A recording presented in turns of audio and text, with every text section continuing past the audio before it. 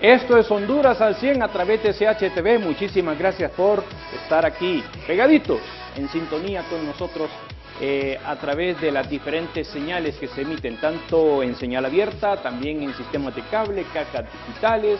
Y de igual manera, si nos siguen a través de Facebook, les invitamos a que nos sigan a través de Facebook, que estamos emitiendo en vivo, que es facebook.com, pleca Honduras al 100 HN, o si no, @Honduras al 100 HN, para cortar y que sea un poco más rápida la búsqueda. Y aprovechando que estamos siempre en el segmento de salud, pues vamos a ceder acá, pues también protagonismo a uno de los segmentos, o mejor dicho, a una de las especialidades que desde el inicio del programa ha tenido un protagonismo bastante interesante y que mucha gente, en especial los que son los pacientes oncológicos, han tenido la debida atención. Y precisamente es Oncología al Día, que es el segmento que vamos a presentar y que precisamente es ya la segunda temporada en el cual pues nos están acompañando aquí en nuestro programa. Y le damos la más cordial de las bienvenidas a la doctora Ana Marcela Jiménez, que es la que está encargada de este segmento y que por supuesto pues va a estar aquí en conversación con María sobre importantes temas en el campo oncológico. Bienvenida, María, doctora, muy buenas tardes. ¿Cómo está, doctora? Bienvenida. Bueno, buenos días, María, equipo de la revista Honduras al 100, gracias a nuestros televidentes por estar con nosotros el día de hoy en nuestro programa Oncología al Día. Yo soy la licenciada Ana Marcela Jiménez y pues gracias a Dios y a ustedes tengo el honor de poder estar con ustedes, iniciando esta segunda temporada que se trae cosas muy lindas para ustedes en casa. Sí, muy agradecida porque realmente que la doctora nos viene a apoyar en un tema muy importante y que muchos hondureños hoy en día lo están pasando. La doctora es directora del CEPPT y nos va a hablar de la importancia de la psiconutrición en los pacientes oncológicos y enfermedades crónicas, doctora. Un tema que yo creo que muchos tenemos ignorancia y que es mejor que un profesional para que nos pueda despejar estas dudas. Pero cuénteme, doctora, para nuestros televidentes ahí en casita, ¿qué significa psiconutrición? ¿Qué es? Bueno, la psiconutrición es, por así decirlo, la simbiosis de la psicología con la nutrición. Está muy orientada a pacientes que tienen trastornos somáticos, ¿verdad? Y psicosomáticos. Somáticos que sienten y psicosomáticos son que son producto de parte de las emociones. Y en el caso del cáncer, de la oncología, que es mi especialidad como tal, la psiconutrición juega un papel muy importante en la recuperación, en el desenvolvimiento, en el apetito y en el bienestar integral físico-emocional de los pacientes que acuden a la clínica y que nos escriben a través de la revista virtual. ¿Cuál es la importancia de la psiconutrición un tratamiento quirúrgico y post el tratamiento en el paciente con cáncer? Excelente pregunta, María. De hecho, es un papel sumamente importante y vital, porque en el paciente oncológico, donde la cirugía es el medio terapéutico principal, que es uno de los 3 o 4 que existen en nuestro país, la psiconutrición prepara emocionalmente al paciente y nutricionalmente al paciente previo a la cirugía oncológica, porque ahí inicia el tratamiento. Después de la detección vamos, ya sea a la cirugía en primera instancia y a los demás métodos de acuerdo a la clasificación del cáncer y del tipo de cáncer.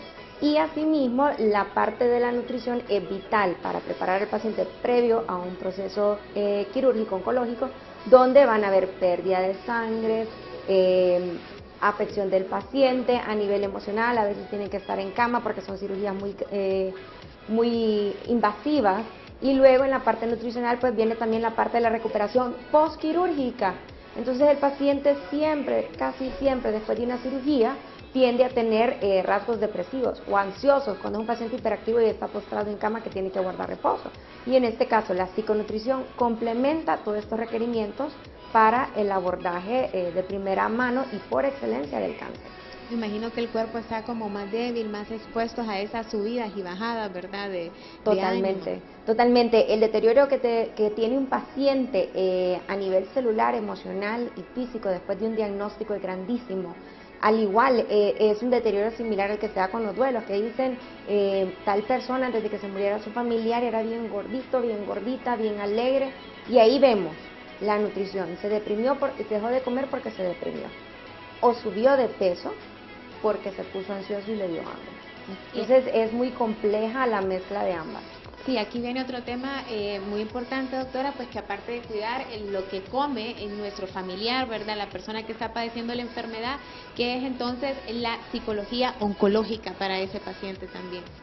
Ok, la psicología oncológica no es más que la rama de psicología que se encarga de estudiar la psique, la mente, la conducta de un paciente oncológico que involucra tanto al paciente, su entorno, sus familiares y su grupo social al cual él pertenece.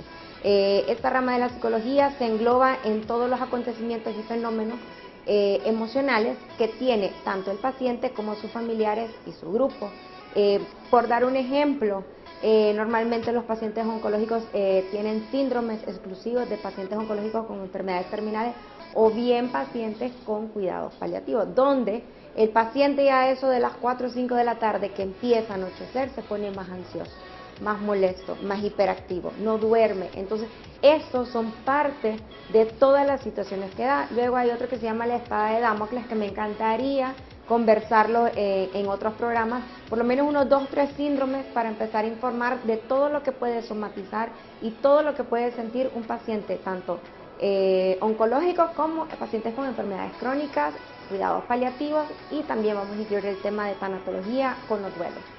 Y doctora, qué importante también que el núcleo familiar sea el apoyo para ese paciente que pues con tanto cambio no se da cuenta a veces cómo su actitud ante los demás puede cambiar. Entonces, para concientizar un poquito a la gente que está padeciendo con algún familiar o alguna amistad con esta enfermedad, concientizar pues como qué cambios podrían tener estas personas que nosotros notemos y saber cómo lidiar con ellos, y la importancia, el papel fundamental que va a jugar la psicología en la atención psicológica, ¿verdad?, en un paciente con cáncer.